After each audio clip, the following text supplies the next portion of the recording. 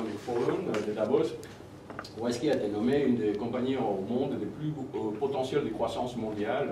Il y en a une centaine de compagnies, la majorité ce sont des compagnies asiatiques d'ailleurs.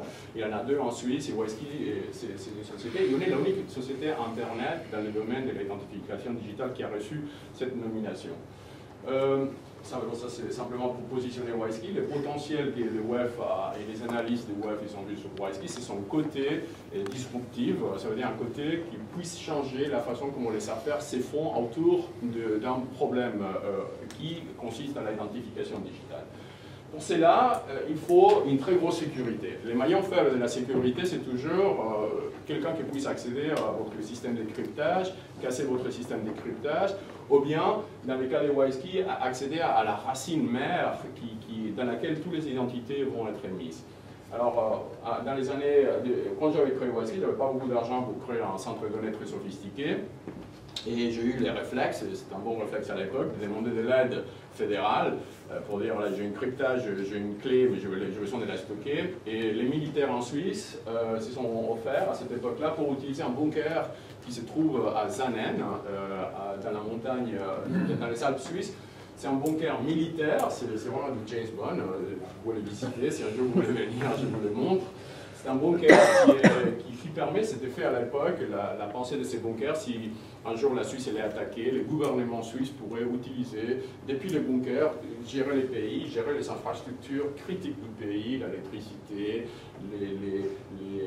l'eau, toutes les infrastructures qui puissent être compromises par une attaque depuis l'extérieur. Aujourd'hui, le bunker, bien sûr, il ne fait plus cet office-là, il a été restructuré pour devenir un centre de stockage de données et des compagnies de sécurité comme WISeKey commencent à s'installer. Alors nous, on a une partie ici, ça c'est la partie dans laquelle on a les serveurs, et la clé cryptographique de WISeKey c'est localisé dans ces bunkers. Le bunker est autonome, il reçoit de la température, ça c'est la température d'un lac souterrain qui se trouve en sous-sol, qui maintient la température des serveurs à 8 degrés toute l'année, sans avoir besoin de refroidir, chose qui économise énormément. C'est écologique, ça va vraiment dans la nouvelle vision moderne des bunkers écologiques. Alors, simplement pour faire un peu ça c'est très important parce que ça veut dire on appelle ça zero rating, risk rating, ça veut dire que nous c'est audité, dans la sécurité, comme compagnie de sécurité, vous devez être audité. Les auditeurs, on les amène là-bas, on les montre la sécurité et c'est là qu'ils fait les labels de sécurité de WISeKey. C'est-à-dire la clé mère de WISeKey, pour l'accéder, il faut vraiment une attaque massive, il faut une attaque nucléaire, si on pourrait dire, et c'est une clé qui est très très sûre. Et grâce à ça, on a été introduit dans tous les browsers du monde, on est WebTrust, et aujourd'hui, il y a 1,5 milliard de browsers au niveau mondial qui ont été downloadés avec la clé de WISeKey à l'intérieur. Ça veut dire que je n'ai plus besoin de faire ça, ça a été déjà fait, j'ai déjà un écosystème actif grâce à cette nomination. Alors, comme dans notre vision, on avait dit, bon, d'accord, on est une clé suisse, on peut depuis la Suisse faire un système de cloud security global, mais là, on devient la même chose que VeriSign. Bon, un jour, on ne sera pas américain, mais on serait suisse. Alors, on avait dit non, on va le faire avec une structure de filiales dans laquelle, dans chaque pays, on va créer une clé. La clé suisse, ça devient une espèce de clés GSM, d'interopérabilité, mais la clé suisse devrait être stockée dans des bunkers similaires, bon, on n'a pas besoin que ce soit une montagne, mais dans des bunkers similaires à niveau national. Et on a créé des filiales, des joint ventures, en France, en Bulgarie, en Espagne, aux États-Unis, au Brésil, la Russie et autres, qui sont des joint ventures entre WISeKey SA, société suisse, avec soit un telco, une banque, une compagnie de sécurité ou quelqu'un qui a déjà développé une infrastructure PKI à niveau national. L'avantage qu'il y en a, c'est que dans le secteur PKI, il y a une très grande consolidation qui est en train de se faire. Je ne sais pas, vous avez suivi dans les derniers mois, Intel achète McAfee pour 6 milliards de dollars. Et il y a des mouvements très forts qui se font dans la consolidation de la sécurité. Et pourquoi? C'est parce que la sécurité devient embedded dans les processus lui-même. Intel achète McAfee. Pourquoi? Parce qu'Intel il a les nouveaux chips à Atom, chips. Ce sont des chips qui vont être placés partout, dans les lampes, dans les voitures. Et ces chips, aujourd'hui, sont très exposés au virus. C'est pour ça qu'ils achètent McAfee pour introduire la technologie antivirale dans l'intérieur du chip lui-même. Alors, Aujourd'hui, le secteur de sécurité commence encore une fois, à revenir sur les hardware, et c'est là que je pense qu'il a la grosse opportunité pour la France, parce que c'est quand même la France qui a inventé le GSM, c'est quand même les SIM, c'est quand même la France qui a une expérience mondiale dans ces sujets-là, et c'est depuis la France, avec la collaboration peut-être avec un modèle de confiance suisse, qu'on pourrait développer un modèle unique. Mais la vision, c'est ça. Chaque pays a sa racine. La racine, elle est gérée par les pouvoirs du pays. WISeKey, des fois, les minoritaires. Alors, par exemple, dans les cas de WISeKey Russie, qui est fait avec un très grand intégrateur russe qui s'appelle Aiteco, WISeKey commence à 50%, mais après, il va venir les banques, ils vont venir les telcos on devient minoritaire même dans nos opérations en Russie. Mais de toute façon, ce n'est pas important, parce que grâce à cette position minoritaire, ça me permet d'accéder à un marché qui autrement serait fermé. Parce que les marchés russes, si vous n'avez pas une clé de cryptage russe avec le système GOS, c'est fermé. C'est fermé pour Microsoft, c'est fermé pour VeriSign, c'est fermé pour tous les autres. D'ailleurs, c'est intéressant, VeriSign c'est notre compétiteur. La chiffre d'affaires de VeriSign en dehors des États-Unis, c'est de 12% de son revenue. Ça veut dire que ça montre qu'aujourd'hui, les marchés de la sécurité, c'est très géopolitique. Il faut comprendre cette vision géopolitique pour pouvoir vraiment faire une multinationale de ce secteur. Après, on avait innové aussi sur le concept de l'identité lui-même. Notre vision, c'est qu'est-ce que c'est une identité? C'est quelque chose que votre banque contrôle, ou bien c'est quelque chose que votre gouvernement contrôle, ou bien que votre compagnie de transport ou université, ou bien c'est quelque chose que moi, comme individu, je dois contrôler.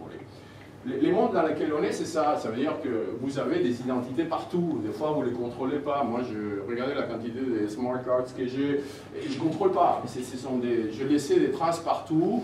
Et je me suis enregistré partout, mais ce n'est pas mon identité à moi. C'est les jours que je veux la changer, ou je veux la annuler, ou je veux faire comme la communauté économique vient d'annoncer les mois passés, que l'Internet devrait avoir un delete button. Ça veut dire que j'aurai la capacité, si je ne suis plus d'accord, de garder des données quelque part, de les effacer. Aujourd'hui, on n'a plus de contrôle de ça. Alors, dans la vision de WISeKey, c'était de renverser ces modèles et de dire on va renforcer cette identité avec les nouveaux devices, on va la mettre dans des portables, on va la mettre dans des clés biométriques, on va la mettre dans des PDA, et on va renverser les modèles. Ça veut dire que l'identité, elle m'appartient à moi, mais je vais la prêter. Donc, je vais la rendre compatible avec les SIM qui se trouvent dans mon portable, ou bien avec mon système de votation électronique, comme c'est le cas dans la Suisse, WISeKey a aidé à mettre en place l'unique système de votation électronique qui marche. Tous les mois, les Suisses, on vote avec une clé WISeKey. Et ces clés, pour cette fonction-là, appartient au gouvernement. Mais si après je veux utiliser la clé pour faire un paiement bancaire à l'UBS, cette clé, elle n'appartient plus au gouvernement, ça m'appartient à moi. L'identification, dans notre vision de la société, ça c'est la vision dès le départ, c'est équivalent à votre certificat de naissance. C'est quelque chose que vous avez inconditionnellement. Personne ne devrait vous dire non, vous ne pouvez pas avoir un certificat de naissance parce que vous êtes né. Et à partir de ces moments-là, vous allez compliquer cette identification avec plein de choses. Vous pouvez, depuis un certificat de naissance, avoir une compte courante chez l'UBS ou chez Rothschild, mais néanmoins, vous pouvez revenir à votre certificat de naissance et un jour, vous perdez les privilèges d'appartenir à cet écosystème-là. Alors, sur ces modèles-là, nous, on a prévu, chose qui commence à arriver, et ça, c'était les paris que j'avais fait dans les années, à la fin des années 90, j'avais dit, est-ce que l'Internet, un jour, sera ID-centric? Est-ce que l'identité va devenir vraiment l'équivalent des Champs-Élysées de l'Internet? Est-ce qu'on sera vraiment dans les centres de l'écosystème? Et la chose que vous avez, vous êtes deux fois autour de cette table, il y a des PDG des très grandes multinationales. Vous vous rappelez que dans les années 80, on était dans les hardware, software, client-server. Et c'est là, les grosses valorisations se sont faites sur des sociétés à cette époque-là qui sont développées les client-server relations. La confiance était dans les serveurs et les clients accédaient aux serveurs. Et c'est les serveurs qui contrôlaient, c'est les identités qui contrôlaient tout. C'était à l'époque de Tom Terminals, qu'on se rappelle tous. Et c'était IBM, après Microsoft, Apple et autres qui se sont nichés dans ces modèles-là. Ça a évolué plus tard dans les portails. Les centres de gravité de l'Internet, c'était l'endroit où vous accédez à l'Internet. C'était la page de Yahoo. À l'époque, même avant Yahoo, c'était CompuServe et autres. Après, c'était Google qui a tout repris. Et c'était la valorisation des sociétés correspond toujours sur les centres de gravité. Plus vous êtes dans les centres de gravité, plus la valorisation de la société s'est faite. Aujourd'hui, la valorisation de Google a coïncidé le fait que 90%, 90% des gens qui accédaient à Internet, elles accédaient à partir de la page de recherche Après, maintenant, il a eu l'arrivée des réseaux sociaux, dans laquelle la page de recherche elle est moins importante parce qu'aujourd'hui, la personne commence à utiliser une identité qui est encore une identité très faible, parce que il n'est pas validé, c'est une identité que j'ai créée moi-même, qui m'a été validée peut-être par des copains, mais ce n'est pas un Qualify ID, comme on parle les Américains, mais quand même, fait office des centres d'identification. Facebook, il a eu un très bon article, ça fait quelques mois de Business Week, qui disait Facebook, c'est pas un réseau social, Facebook, c'est une compagnie d'identification. Ils sont en train de collecter des identifications qui vont collecter à travers une étude de votre comportement, des behavior analysis, et cette identité va grandir à fur et à mesure que vous allez ajouter plus d'informations dans ces portails. La même chose que fait Google. Google, à travers de son système d'algorithmes, détecte chaque fois que vous faites une réservation dans un restaurant, ou si vous allez les dimanches vous chercher pour aller à la messe, ou aller dans un temple, ou aller dans une mosquée, il va savoir quel type de religion vous avez. Et chaque fois, Google va comprendre et savoir plus sur vous, il va revendre cette information à les advertisers. Les problèmes qu'ils commencent à voir, que tout le monde, ici les gens, bien sûr, ils étaient complètement fermés, on ne pouvait rien faire. Ici on a encore plus, on est devenu presque addict. Ici c'est la cocaïne de l'Internet. Facebook, on l'appelle, c'est la cocaïne de l'Internet. On devient addict à la chose. Aujourd'hui, Facebook, les gens de notre âge dépensent entre 25 à 45 heures par semaine dans la plateforme. Les teenagers, ça va beaucoup plus loin.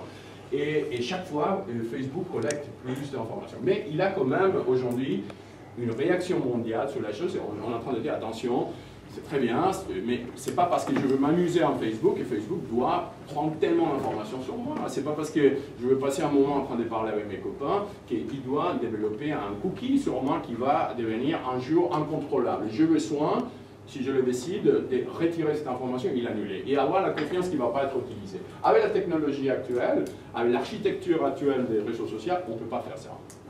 Alors, la chose qui est en train d'arriver en force, et YSQ c'est les pionniers en ça, mais il y a des autres, il y a OpenID, c'est la quatrième révolution du centre de gravité de l'Internet qui va se placer sur l'identité. Les paris que je fais, les paris que les experts qui travaillent avec moi on est en train de faire, que l'identité va devenir les centres de gravité de l'Internet dans les prochains 10 ans. Et pourquoi? Parce que l'identité, c'est différent. C'est plus Facebook qui contrôle mon identité, il la stocke jusqu'à l'infini. C'est moi qui, comme utilisateur, je veux dire, non, attendez, je vous la prête, je vous prête mon identité, vous pouvez l'utiliser pour des choses que je veux être d'accord, mais les jours que je veux l'annuler, je veux enlever la partie qui correspond à qui je suis, que c'est crypté, qui n'est jamais donné dans sa totalité, et cette partie, je veux la révoquer, l'annuler, et ces jours-là, je ne suis plus d'accord de travailler avec vous. Chose qu'on fait dans la vie de tous les jours. On sort d'une banque, ce jour-là, on dit, voilà, je ferme mon compte bancaire, je n'ai plus de relation avec la banque. Ce type d'interactivité, elle est possible grâce à l'identité. Bien sûr, ça cause énormément de problèmes, parce que chaque fois qu'on a un centre de gravité, il y a une compagnie qui vaut 25 milliards qui se positionne. Et cette compagnie devient très puissante. Et les forces de ces compagnies vont devoir, et il a une contradiction des croissances d'un côté, je vais grandir très vite, et d'un autre côté, être géopolitiquement correct. Ça ne va pas ensemble. Personne n'a trouvé encore un business model qui permet une croissance organique fulgurante en étant correct politiquement. Et c'est ça les paris des West. C'est-à-dire, attendez, on va grandir, je vais aller en Chine. En Chine, on peut faire 1,5 milliard d'identités avec une compagnie chinoise actuellement qui fait des SIM. Mais avant de faire ça d'une façon agressive, je veux faire une racine chinoise, je veux les donner au gouvernement chinois la cryptographie. Ça va prendre plus de temps, mais les jours que je vais lancer 1,6 milliard de SIM en Chine, ça va être compatible avec tout l'écosystème chinois. Ça, c'est les grands paris aujourd'hui. Et les compagnies qui vont comprendre ces paris, la partie géopolitique, vont grandir très vite. Les autres vont devenir moins importantes. Alors là, vous vous rappelez, ça fait quelques semaines, l'Economist a mis cette cover page